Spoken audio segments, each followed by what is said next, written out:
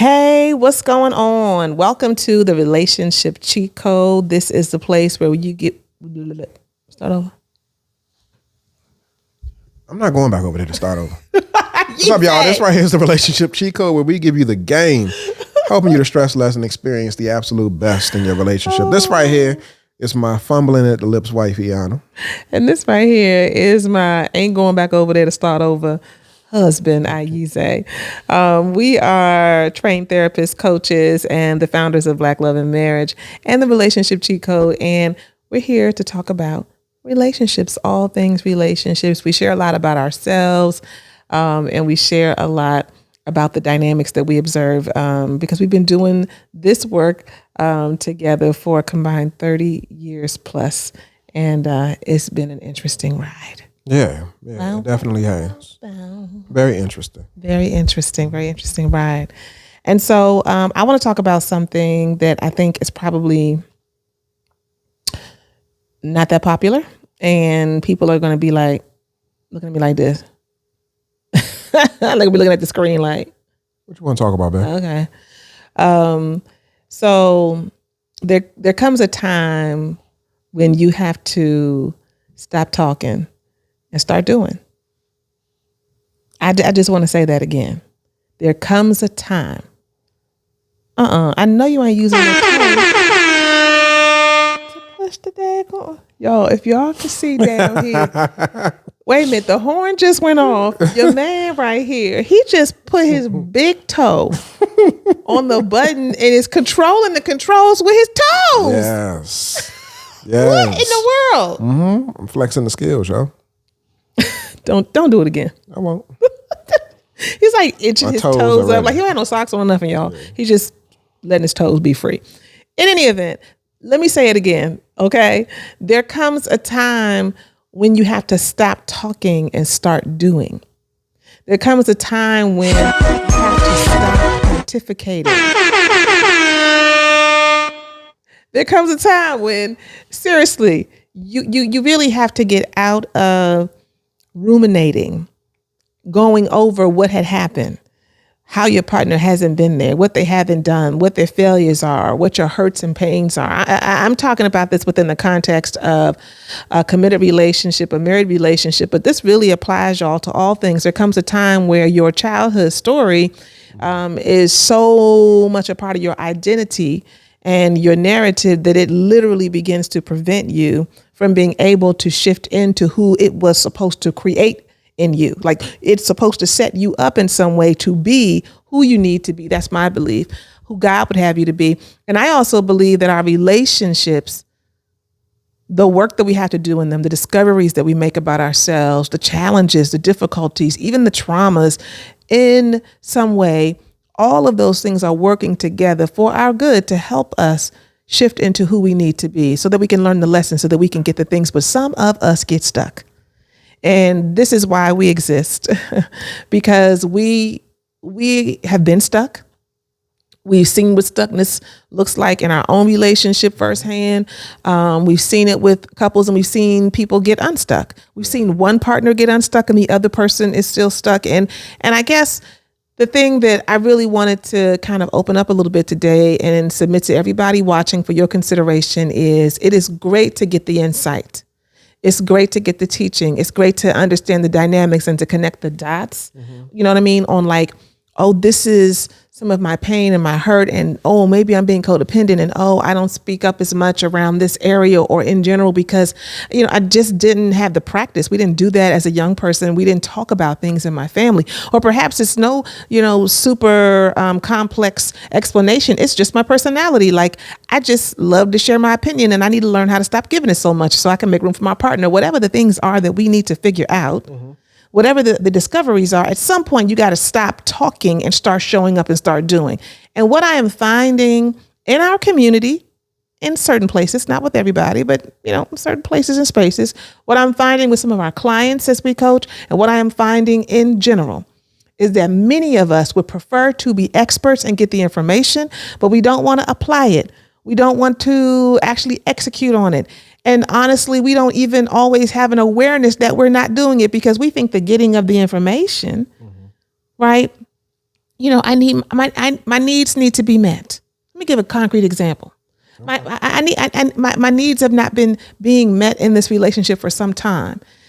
And when I started, coming into the Blamily, I could be anybody. I'm just making this up. The Blamily is our community. I started to learn some things about the fact that, wow, like I actually haven't really been putting it out there in the way that I could. I could be, more intentional about sharing what my needs are, about getting in touch with what they are, about putting them out there more than once, twice, 3 times a year, and being consistent. And, I am complicit in my dissatisfaction because I want my partner to get it, but I wasn't willing to share it. Now that I have gotten some insight and I'm starting to share a little bit, I'm still, and I see this in so many people, if this is hitting you and you're a Blamily member, and you know that I've talked to you about this, or this is coming down your lane, understand I've talked to many of you about this. So I ain't talking to you specifically. This is a very common theme that I am seeing. Now that I've gotten some insight, now that I'm clear about what I need, I'm putting it out there, but my partner ain't moving. They ain't doing it, or they doing a little something, but they ain't really doing what they need to be doing. I don't care if I go to office hours, or if I come to the sister circle or the men's lounge. I don't care if I'm sitting with a counselor or my grandmother and she tell me when we sitting on the porch having some sweet tea, baby, you're going to have to do some things. You can't look to him to do everything. You can't look to her to do everything. I know you know that, but your position is one where you are now hurt, you are upset, you are scared. You've been traumatized in the relationship and you are sitting, waiting, but you ain't doing anything. If this is coming up for you over and over again, it's because you have not learned that lesson. If you want to feel more connected, then you've got to demonstrate connection. You can't be sitting waiting for your partner to bring it to you. If you want to feel more pursued in some way and you're dissatisfied with the lack of pursuit, your husband hasn't really reached out and pursued you, taken you out, wooed you and dined and danced, or just said a straight up I love you, or send you a sexy text, right? They ain't even done the basics. You still got to lean in and pursue him too. And so there's this tendency, Ayize, for us, and I don't know if it's a man thing too. I think so, but I really have seen this a lot with women, to sit back because we feel self-righteous in some way, that we have been, in a place where we've been wanting, trying, so we think, and we just are waiting for our partner to like show up and get things right. And I'm just saying it don't work like that. And many people get stuck in a new place of stuckness where now they have a little more information, a little more insight. And now they are sitting waiting for transformation, not understanding that, the quote that we hear all the time, you have to be the change that you want to see. And I think this keeps going over people's heads. It really does. So when you're lifting this piece up, what it makes me think about is this idea that somebody has to be first. Mm-hmm. And so somebody has to make the first move. And if you're constantly waiting for your partner to make the first move, then that becomes exhausting. That becomes tiring. That becomes overwhelming. They end up stressed out and frustrated because they feel like I'm always making the goddamn first move. And so if you sit in the seat where you're the one that's making the first move over and over and over again, then there's a different type of conversation that needs to occur about their participation in the process of you all evolving in your relationship. That's one piece, but peep this, y'all. A part of the reason why a lot of times we're waiting and watching is because unconsciously we move when we see other people move. Mm. And so studies have been conducted where you'll put a group of participants inside of a room, and if unbeknownst to the people who are participating in the study, if one person stands up, if 3 people stand up, and let's say you got 10 people that's participating in the study, somebody new may come into the room, and when they see the other people standing, without even being told to stand, they'll stand too. And so they're observing the behavior of the other people, the other person, to see what's appropriate, what is good, what is in right order. And a lot of times we get in alignment just based off of our inherent observation of what's happening around us. And so I just wanted to lift that piece up, that sometimes people are just in an observant state because it's the social cues that inform us and influence us in terms of like what's acceptable, what's not acceptable, and how we should move in any given situation. And so in your marriage, the tendency and the inclination, I'm just normalizing this, for you to look at your partner is based off of this inherent unconscious belief that I'm looking to them to see what they do and for their movement, because in many respects it gives me permission and it makes my movement at least be placed on the approval list. And so when you move, I see you move, and then I'll move as a result of that. However, what my wife is lifting up, which is extremely important, is that if you're always waiting, if both of y'all are always waiting to see what the other person is doing, y'all are reinforcing the very thing that you say you don't want.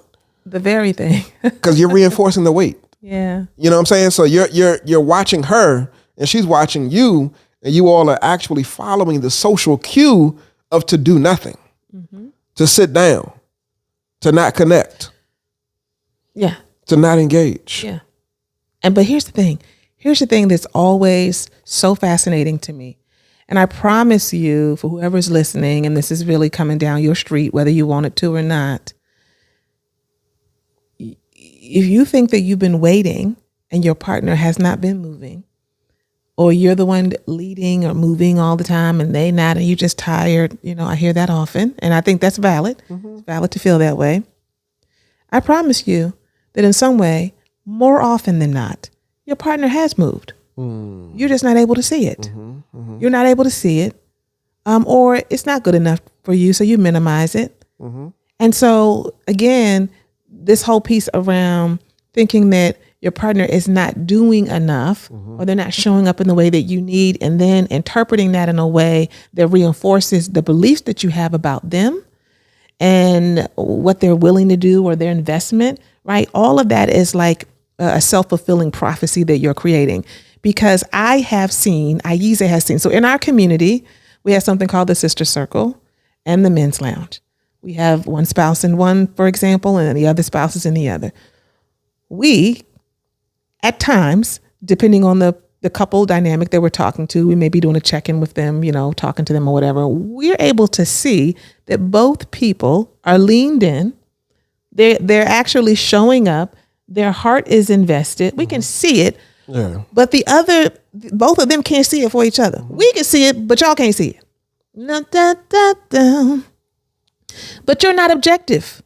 You've got a cloudy filter. And so that is the other piece that I want to lift up, and I want to encourage people to really take the time to think about is we all have a filter. I always go like this is the third eye, and your spiritual eye, your third eye can be really, really cloudy, and you're not able to see because of something called negative sentiment override, where the negative sentiments, the negative experiences, the negative stack up of all the things that have impacted you.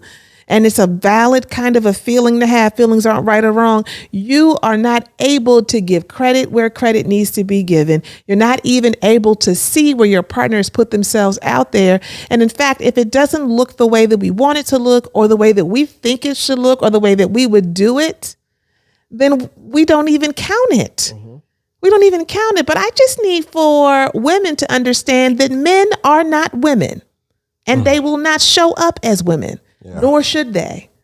And I need for men to understand that women are not men, and we will not show up as men. So yes, there are some things that we need.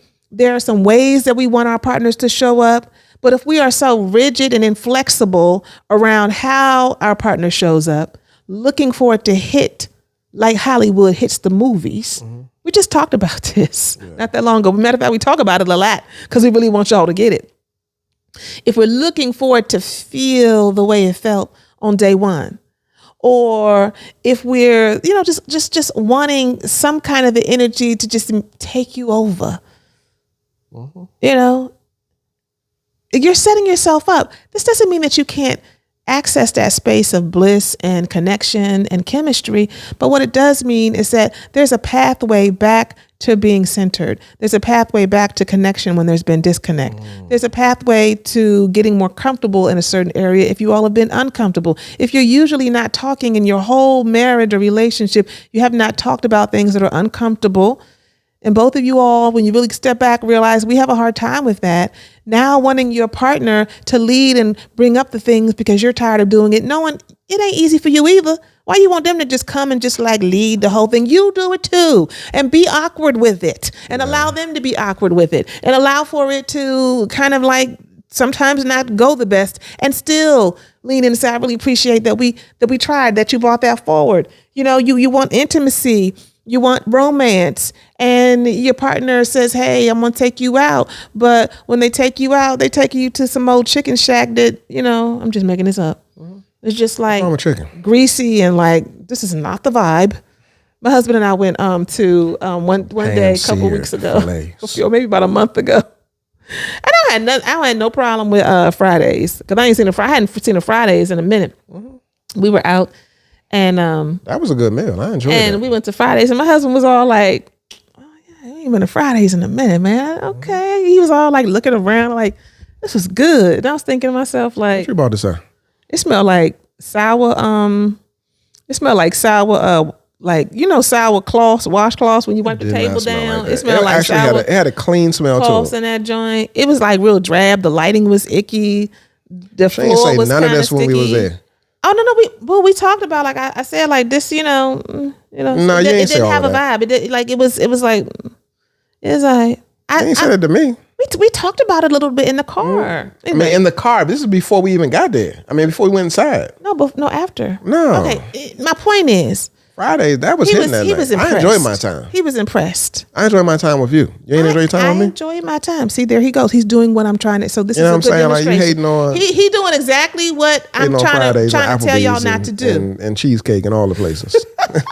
So I was not impressed with the. Look. Let me just sidebar. Give me the vibe. Give me the energy. I like the nice places and that don't mean it can't be a chain restaurant. I'm not saying that. I'm saying that I enjoy being in a nice environment, and I'm looking for those things, right? I'm looking for those things when I'm planning stuff for us, right?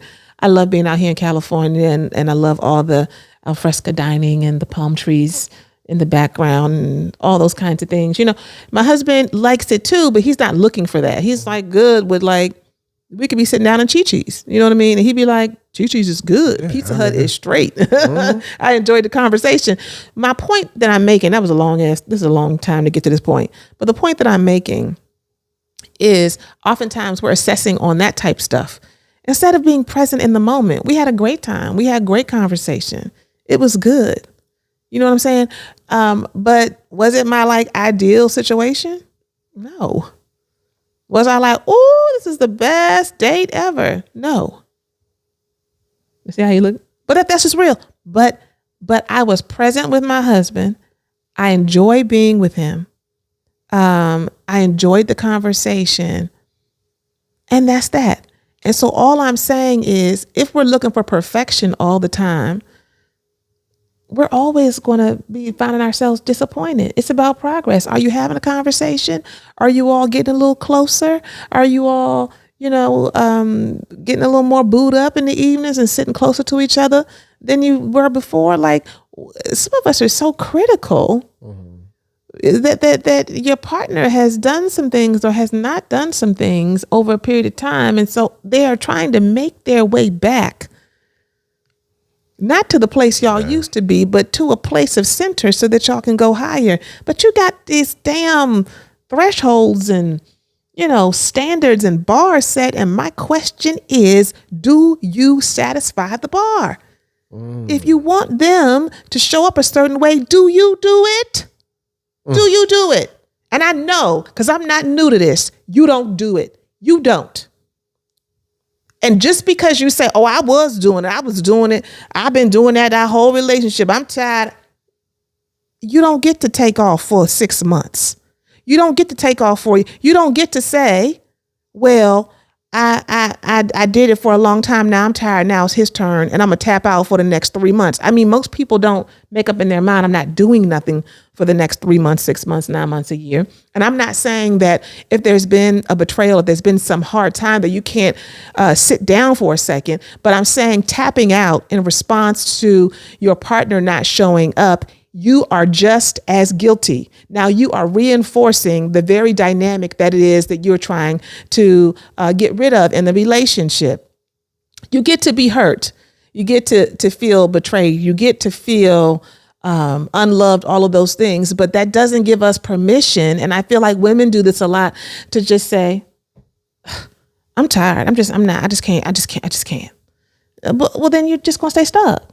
You're gonna stay stuck, and it's a real kind of, y'all gonna be mad at me. It's a real self-righteous place to be, and anytime we get self-righteous in our relationship, that's dangerous, because you're not able to see the speck in your own eye. You're only able to see what your partner isn't doing, and everybody else, me and Ayiza included. Especially if you're around us, we can see all the things. We can see where you need to move and be in a place of improvement. We can see where your partner needs to move and be in a place of improvement. And we can also see where they're making efforts and gains. And we can also see where you are or you are not. And the reality is, what do you see? At some point, we got to stop talking and we got to start doing. Can I use my big toe to hit the horn again? No. That's bars, y'all. So do you think I'm going too hard on that? Because I know I get energy around this, and you're usually my counterbalance kind of a thing. Like, do you feel like I'm going too hard on this? I just don't think people really. They're like, and then they just go back into the same thing. Yeah, I think that. You're absolutely right, and the message that you just delivered, the whole word that you just gave, is applicable to men as well. Mm-hmm. And so, but I'm truly appreciative that you're lifting this up, specifically as it pertains to women, because a lot of times the narrative is that women have it together when it comes to relationships. Mm-hmm. And I think often it's because the emphasis, and because they may be more relational and more feeling. And they often are leading their spouses. Yeah, more emotionally attuned that, again, the narrative is one where, like, they on point when it comes to relationships. And that's just not the case. And so everything you just mentioned, again, I'm appreciative that you did, because women do need to see themselves in a different way and stop tapping out prematurely. Also asking themselves the question, am I living according to the standard that I'm setting for him? And doing their own personal work. And so, to come from you, a woman who has done and continues to do her personal work, I think is inspiring and definitely impactful. And so, like I said, I'm appreciative of that. I do want to say that, again, this message is applicable for men as well. And so everything that my wife said, is applicable to men. I'm not going to go into it simply because I do think that some messages need to rest and fall where they fall. So I'll just leave it at that. Yes. So for every person who feels a strong urge in your fingers to type, well, what about men? When they let it do that, when we talk about, if we focus on the women, they're like, but he need to do it too. Mm-hmm. My husband has already acknowledged that, the same way that when he focuses on men and accountability, and they say, well, women, we already know that, but that's not who we're talking to right now. And I would just say that if any of this irritates or agitates your spirit, you the one. Wow, wow, wow, wow. You the one. Look deeply into my eyes. You the one. And the only reason I can say this with confidence is because I used to be the one. And I still be the one at times. For real. For real. Mm-hmm. So I say that with conviction, and I send this message with clarity and confidence, but with love and understanding as well. It takes one to know one. So I know when I see this dynamic that really it's about something deeper. It's really about us being able to get to a place of being able to accept ourselves more, being able to look at our own history a little bit more, look at why we think the way we think, women, why we receive certain things a certain way, take things a certain way, personalize things a certain way, what that has to do with some of our background and our upbringing. Because I promise you that when you start to see that thing, you be like, oh, snap, I'm serving my husband some stuff that ain't even his. That's right. I have been there. I have been there. So I hope that this message rests where it needs to rest and sits well. And if it doesn't sit well, just keep chewing on it so that you can digest it get it in your system, and use it to give you strength. Yeah. This has been another episode of the Relationship Cheat Code. We appreciate you always listening. Please comment, subscribe, like, share, all those things. And we'll see you next time.